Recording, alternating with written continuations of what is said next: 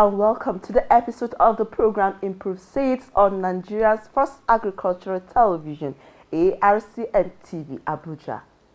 Improve Seeds can play a key role in sustainable agriculture by increasing crop yields, improving resilience, and reducing environmental impact. With the use of new technologies, it has helped in so many ways to improve germination, crop productivity, disease resistance, among others. Hilda Homsel-Fanton is my name. We'll go on a short break. When we return, the program continues shortly. Stay tuned.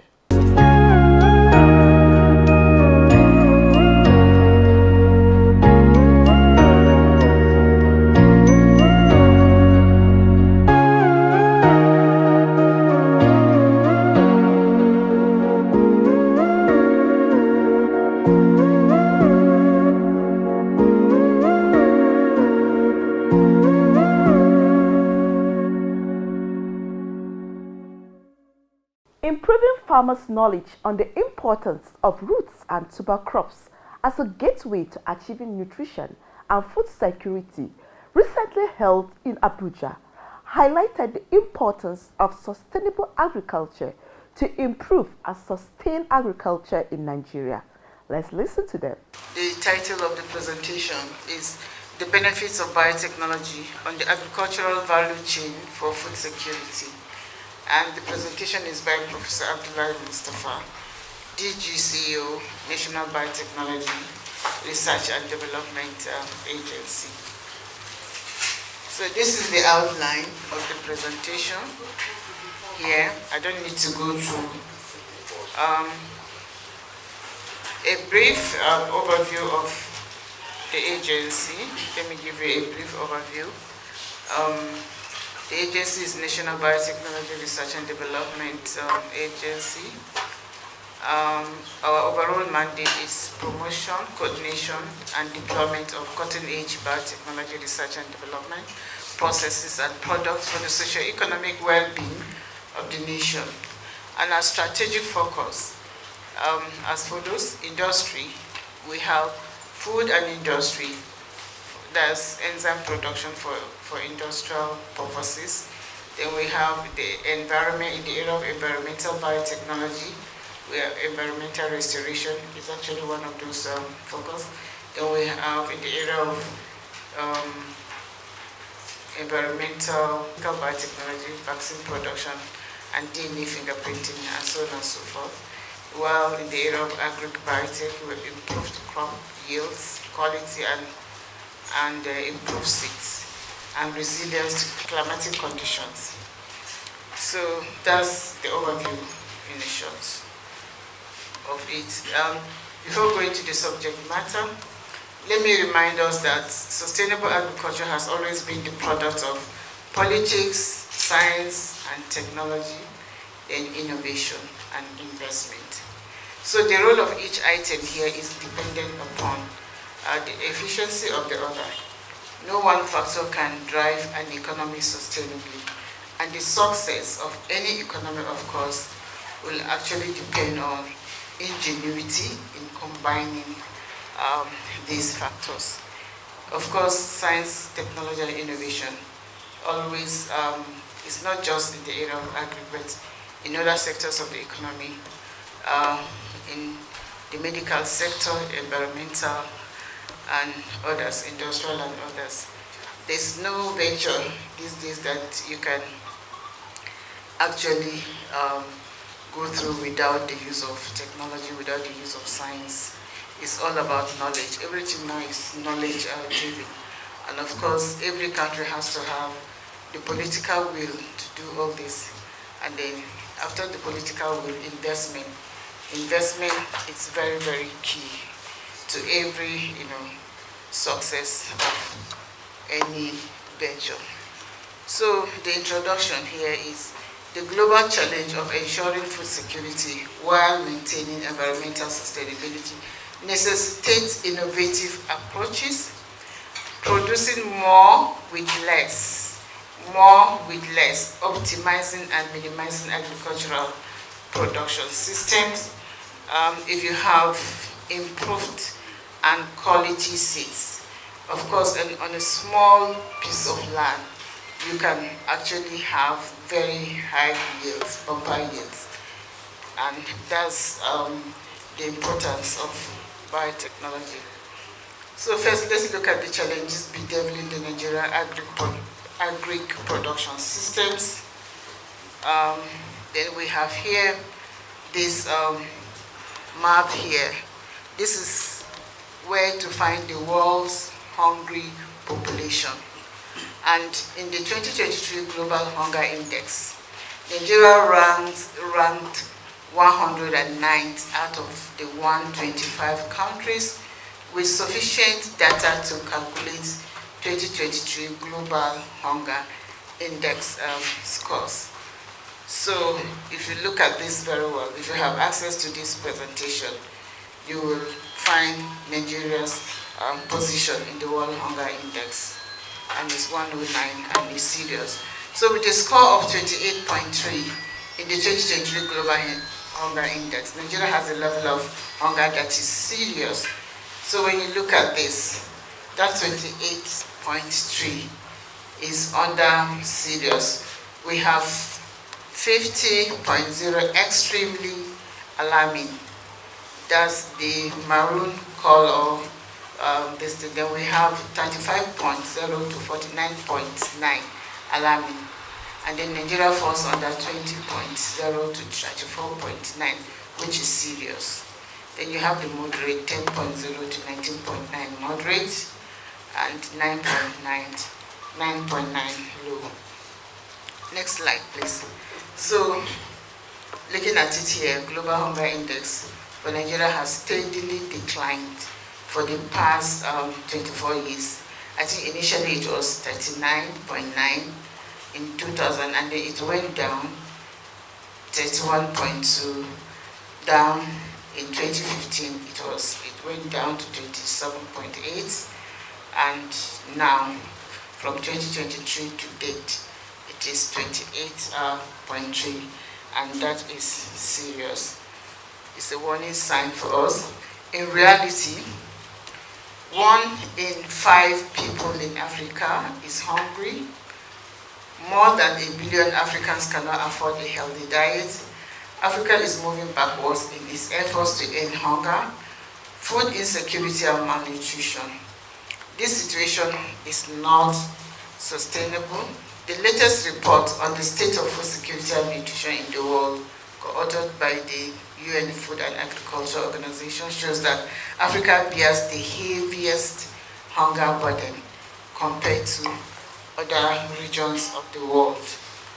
So hunger is not only peculiar to Nigeria but Africa.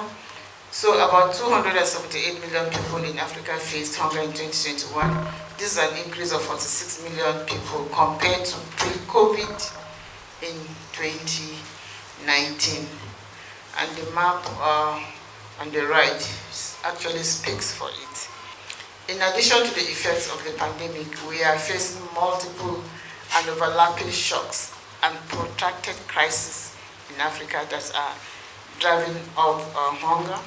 Then coming to climate change extremes. Climate change extremes continue to severely impact economics, negatively, and livelihoods, such as droughts in the Horn of Africa and in the Sahel.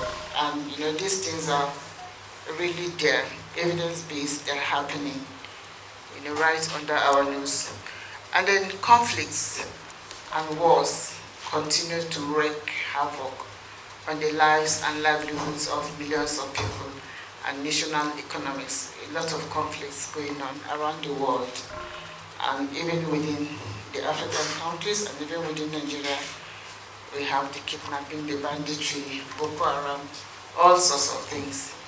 And these things are not really funny, contributing to food insecurity and so on, and hunger, malnutrition and all. So the cost of living is also rising because of what we're experiencing. We're now only 6 years away from the 2030 deadline that we gave ourselves to achieve the Sustainable Development Goals or just 6 annual harvests, away from that deadline. So according to FAO projections, more than 670 million people will be hungry globally by 2030. And this is the same prevalence as when the 2030 agenda was launched in 2015. So 310 million people of the total will be in Africa, will be in Africa.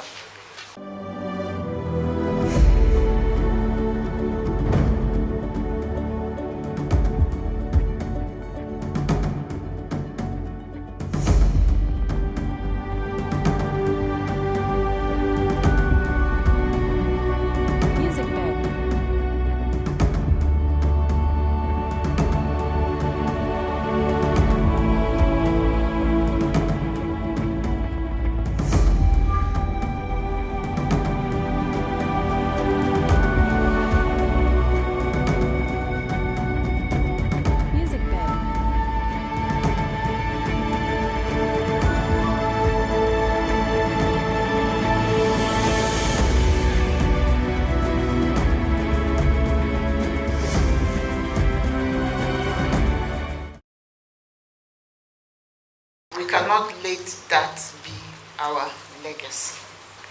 We must do more and now to reverse the trend of hunger. We must double our efforts. And how do we do it?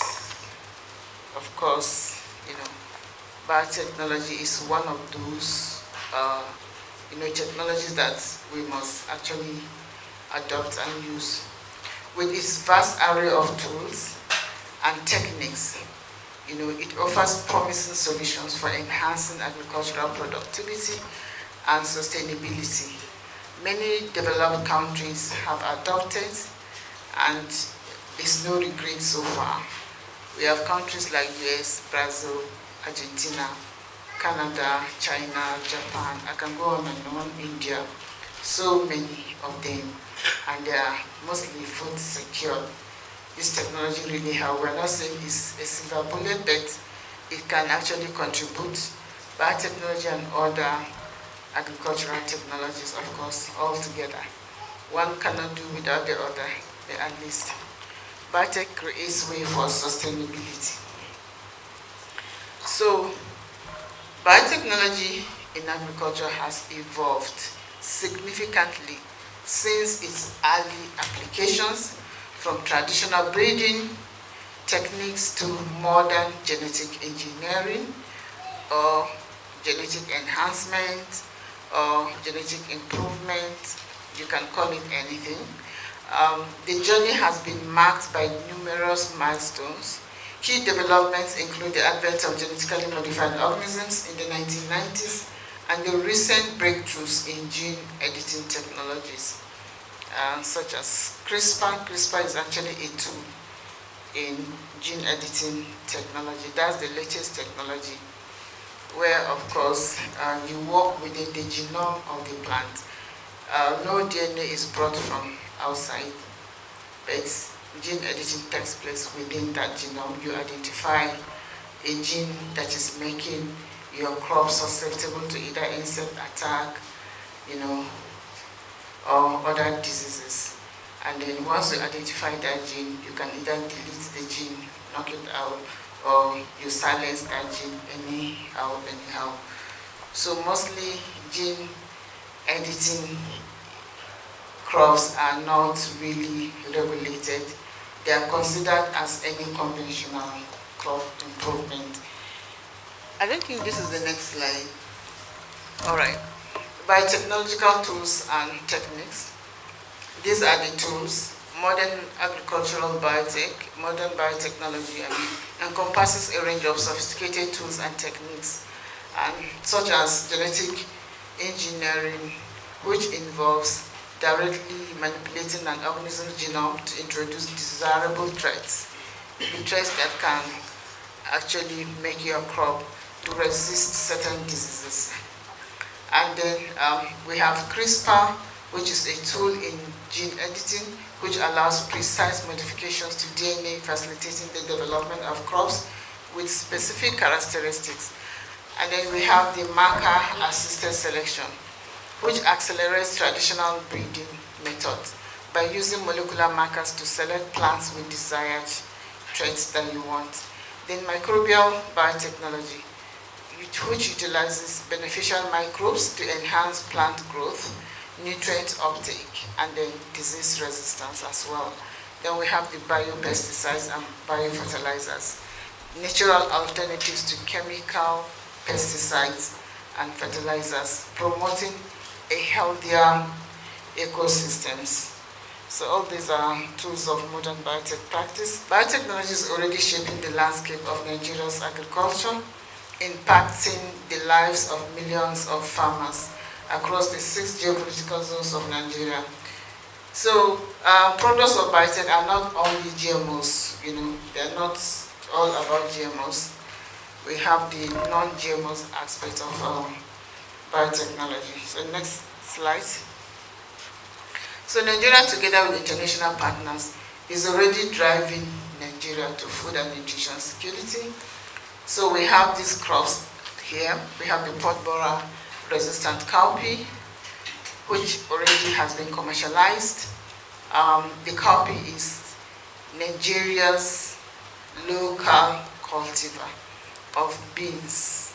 The ones the farmers prefer, the ones the farmers have been using, was actually the one that was, improved. The CRY1 AB gene, that gives protection to the beans against a very notorious insect called maruca, has been incorporated into that, and it can resist maruca. And so, now instead of the farmers having 350 kg per hectare, they can now have 2.9 tons per hectare. And that's a great milestone ahead. And once the farming is about having strong harvestable yield. Strong harvestable yield, that's the aim of farming. If you don't have yield, there's nothing. It means nothing. Because it's the yield that will actually translate to you having, sell and then make profits so that you can make more money, so that agri will now be business.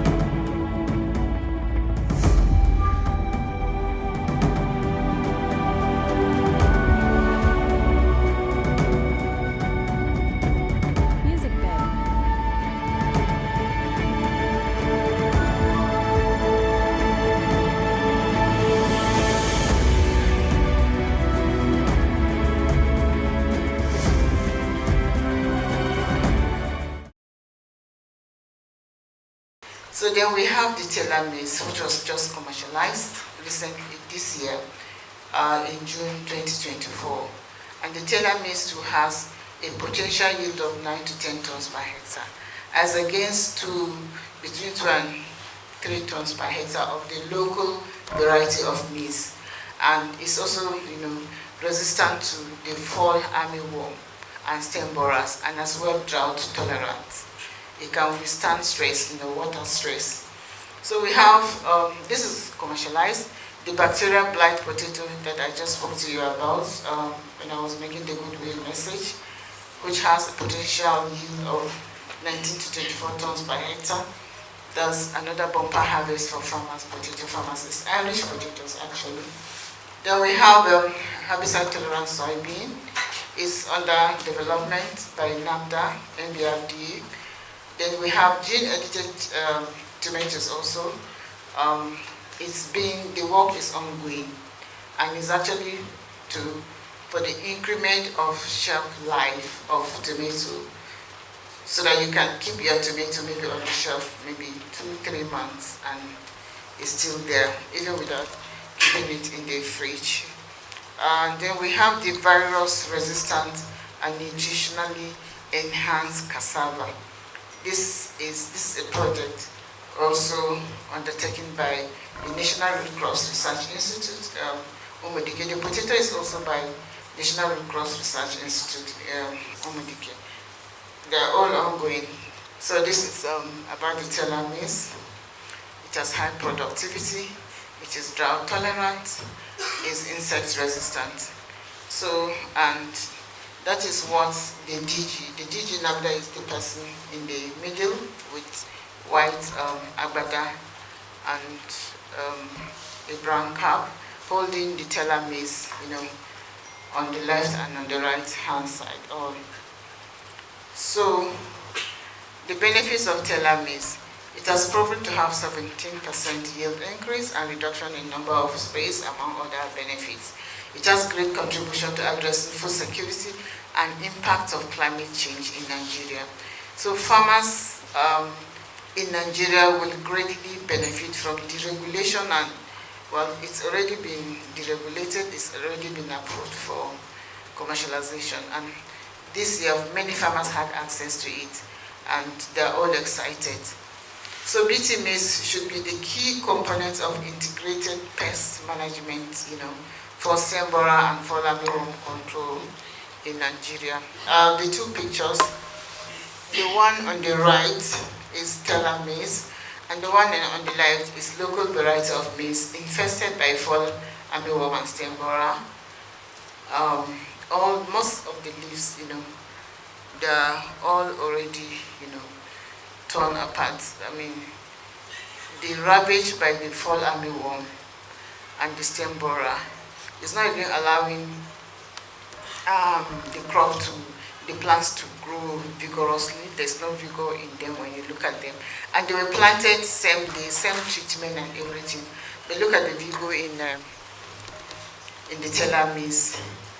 So this is to tell you the efficacy of that gene that has been incorporated in the teller maize, to stop the stem borer and the fall armyworm, infestation. So the difference is very clear. This is evidence-based science. We have the Maruca lever-resistant beans. That's the PBR cowpea. The PBR cowpea project is a collaborative project, national partners and international partners. More than 7.4 million tons of dried cowpea were introduced worldwide, with Africa producing nearly 7.1 million tons. Nigeria actually produces a lot. We're a major producer and consumer, and accounting for 48% of production in Africa and 46% worldwide. So you can see that Nigeria is a major producer of cowpea. The grains cultivated on 7 million hectares of land with an average yield of 350 kg per hectare. So that's what the local variety gives, 350 kg per hectare. Therefore, the need to control pests cannot be overemphasized. Maruca is actually that pest that does the most damaging, it ravages the beans. I mean, very, very, it ravages it very hard, more than any other pest. The cowpea is susceptible to so many pests. Maruca does the biggest damage to it. Farmers can lose up to 90%, to it of what they have produced. Some lose everything on their farms, and that's the only source of livelihood for them. So estimated revenue loss is put at 400 kg per hectare, 35.2 billion naira. That's 35.2 billion naira. So it's a threat to food and nutritional security. So the only succor was incorporation of that CRY1AB gene into the cowpea seed to protect it against that Maruca damage. And as it was done, of course, that really helped. The yield now is 2.9 tons per hectare instead of that 350 kg per hectare. So our farmers are now smiling because most of them that have had access to the bean seeds, now have bumper harvest. You can just plant it on a small piece of land and you will harvest quite a lot. I think almost all the 19 states, of Nigeria, is it 19? No, is it 37? 37 states. I think they all have this pod borer resistant cowpea. Most of the farmers in those areas in the states have it. Climate smart as well. It's also resistant to the striga. We have what we call striga. It's resistant to striga. That's the pod borer resistant cowpea. And then chemical or insecticide spray. It reduces insecticide spray by more than 60% because of that gene. And then because you have to spray, before now, or the farmers that are cultivating the local cowpea, they have to spray like 10 times before they could realize any yield.